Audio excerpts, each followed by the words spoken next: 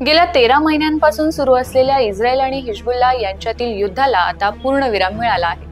दोन्ही देशांमध्ये झालेल्या एका कराराअंतर्गत हे युद्ध थांबवलं असल्याचं घोषित करण्यात आलंय।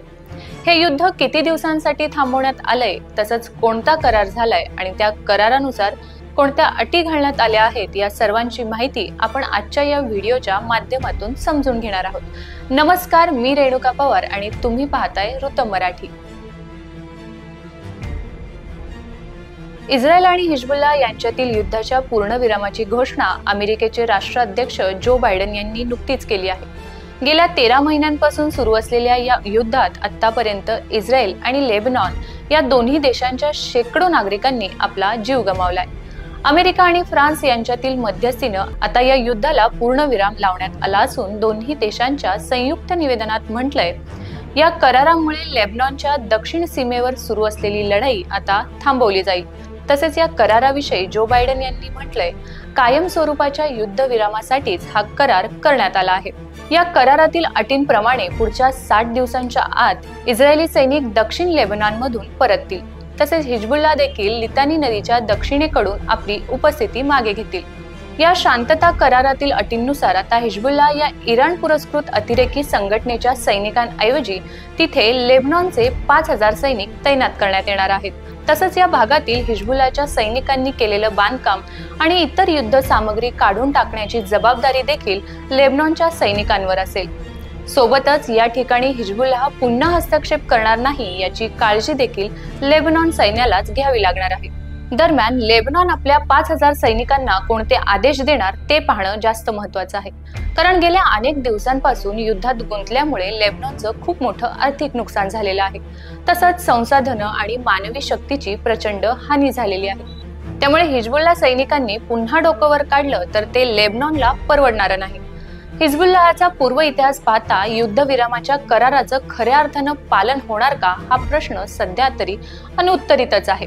कारण 2006 साली संयुक्त राष्ट्र परिषदेच्या एका ठरावानुसार इस्रायल आणि हिजबुल्लाह यांच्यात करार होऊन युद्ध थांबवलं होतं। मात्र नंतरच्या काळात दोन्ही बाजूंनी त्या कराराचं उल्लंघन केलं गेलं। त्यामुळे आता या नव्या करारावर दोन्ही देश किती ठाम राहतात यावर अमेरिका आणि फ्रान्ससह सगळ्यांनाच शंका आहे। दरम्यान या युद्धबंदीची घोषणा झाल्यानंतर इस्रायलचे पंतप्रधान बेंजामिन नेतन्याहू यांनी या कराराचं कोणत्याही प्रकारे उल्लंघन झाल्यास ठोस प्रत्युत्तर देऊ असा इशारा दिलाय। आता या युद्धाची थोडी पार्श्वभूमी जाणून घेऊया। इस्रायल आणि हिजबुल्लाह यांच्यात गेल्या वर्षी युद्धाची सुरुवात झाली। 7 ऑक्टोबर 2023 रोजी पॅलेस्टाईन पुरस्कृत दहशतवादी गट हमासनं इस्रायलवर हल्ला केला होता। यामध्ये सुमारे 1200 इस्रायली नागरिकांना आपला जीव गमवावा लागला, तर 200हून अधिक इस्रायली ज्यू नागरिकांना दहशतवाद्यांनी ओलीस ठेवलं होतं।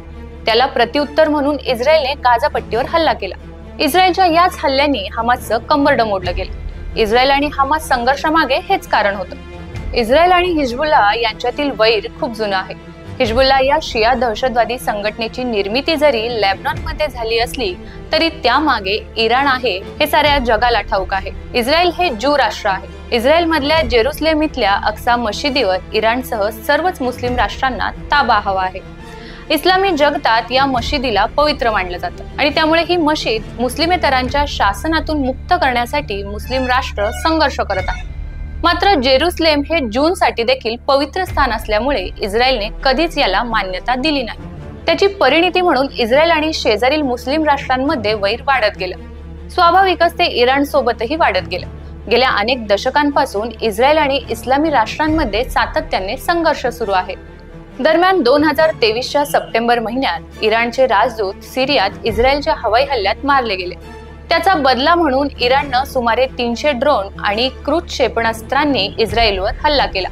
मात्र या हल्ल्यात इस्रायलचं फार नुकसान झालं नाही। संयुक्त राष्ट्र आणि पाश्चिमात्य जगाच्या दबावामुळे इराणला माघार घ्यावी लागली होती। म्हणूनच लेबनॉनच्या दक्षिण सीमेवर हिजबुल्लाह मार्फत त्यांनी आपला संघर्ष सुरू ठेवला आणि त्याची तीव्रता वाढवत नेली। 2006च्या हिजबुल्लाह इस्रायल युद्धात संयुक्त राष्ट्रांनी मध्यस्थी करून युद्ध थांबवलं होतं। मात्र दोघांकडून या कराराचं उल्लंघन झालं होतं हे आपण पाहिले। आता पुन्हा अमेरिका आणि फ्रान्सनं मध्यस्थी करून युद्धाला पूर्णविराम दिलाय।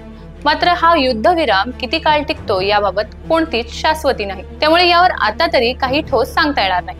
तरीही पुढे काय घडू शकतं किंवा काय शक्यता आहेत याविषयी आम्हाला कमेंट करून नक्की सांगा आणि असेच माहितीपूर्ण व्हिडिओ पाहण्यासाठी रुतम मराठी चॅनेलला सबस्क्राईब करा.